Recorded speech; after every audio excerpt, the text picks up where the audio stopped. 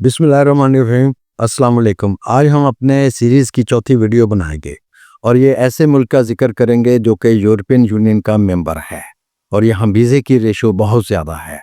Student वीज़े की ratio जो है वो 90 प्लस है, जबकि आम स्किल्ड वर्कर और दूसरी जॉब्स के लिए 85 टू 90% वीज़ा इंश्योर होता है।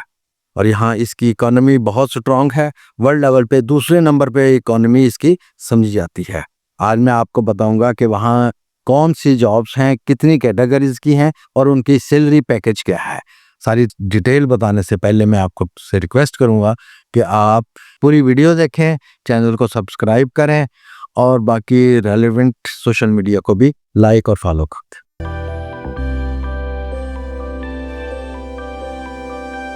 जी हाँ, वो मुल्क है नीदरलैंड।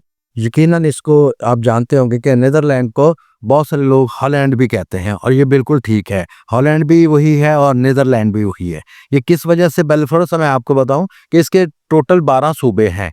2 सूबे हैं ये जिनमें आबादी बहुत ज़्यादा है और पढ़ी लिखी आबादी है। उन 2 सूबों को वो हॉलैंड कहते हैं और बाकी 10 सूबे जो हैं वो नीदरलैंड कहलाते हैं। यहाँ पे इसके एक साइड पे बेल्जियम और जर्मनी है और दूसरी साइड पे नॉर्थ सी है। नॉर्थ सी की वजह से वहाँ फिशिंग इंडस्ट्री बहुत बड़ी है और वो पूरी दुनिया में सबसे बड़ा फिशिंग इंडस्ट्री का हब समझा जाता है। और वहाँ टेक्निकली फिशिंग इंडस्ट्री से जो रेलेवेंट टेक्निकली लोग हैं उनके लिए जॉब्स ऑफर करवाते हैं और जॉब्स बहुत ज़्यादा है। आप में अगर कोई टेक्निकली है फिशिंग इंडस्ट्री से तो आप ज़रूर वहाँ अप्लाई करें। जी मैं आपको बताऊं कि वहाँ लोगों के वीज़े क्यों रिजेक्ट होते हैं। असल में वो जिस कैटेगरी में फॉल कर रहे होते हैं उस कैटेगरी को टिक नहीं करते और गलत कैटेगरी में फॉर्म फिल करके भेज देते हैं। अक्सर ये देखा है 95% लोगों की कैटेगरी ही गलत लिखी हुई थी जो रिजेक्टेड वीज़े थे। तो लिहाजा आप इसमें बहुत एहतियात कीजिए कि जिस कैटेगरी में आप फॉल कर रहे हैं, जो स्किल आपके पास है, जो एजुकेशन है, उसी रेलेवेंट ब्लॉक को टिक करें और उसी का फॉर्म फिल करें तो आपका वीज़ा रिजेक्ट नहीं होगा। जी बहुत सारी हमारी बहनें पूछते हैं क्या हम भी अप्लाई कर सकते हैं। यकीनन आप भी अप्लाई कर सकते हैं। नीदरलैंड में जेंडर बेस्ड डिस्क्रिमिनेशन बिल्कुल नहीं है। जी आप तमाम जॉब के लिए एलिजिबल हैं, specially care worker, health worker और ऑफिसेज की जॉब के लिए। अगर आपके पास कोई स्किल है तो आप स्किल बेस पे भी आप अप्लाई कर सकती हैं।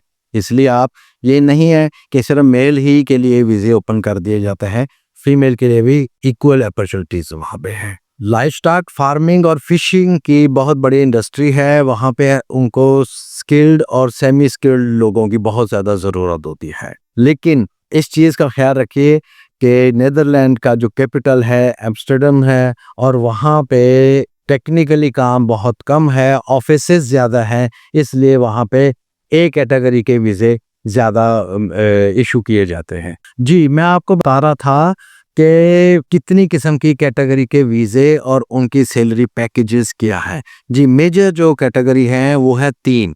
एक है स्टूडेंट वीज़ा जो तमाम हर किस्म के स्टूडेंट्स को मिलता है।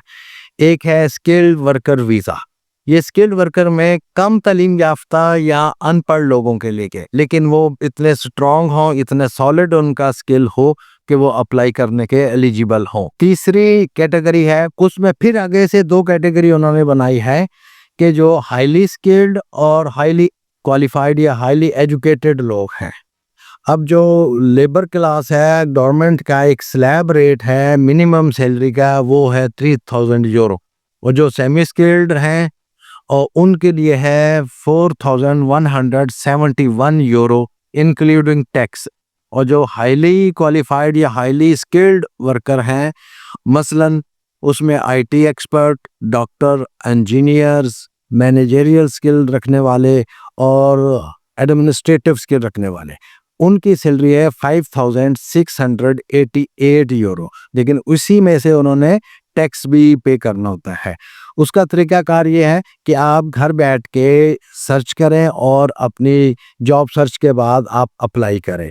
वहाँ की जो कंपनी होगी वो अगर आपको सिलेक्ट करती है तो आपको जॉब ऑफर लेटर देती है और वही कंपनी फिर वहाँ पे एक आईएनडी डिपार्टमेंट है जहाँ पे उनकी स्क्रूटनी होती है। वो आईएनडी डिपार्टमेंट में भी वही कंपनी खुद अप्लाई करती है, आपको उसमें अप्लाई करने की ज़रूरत नहीं है।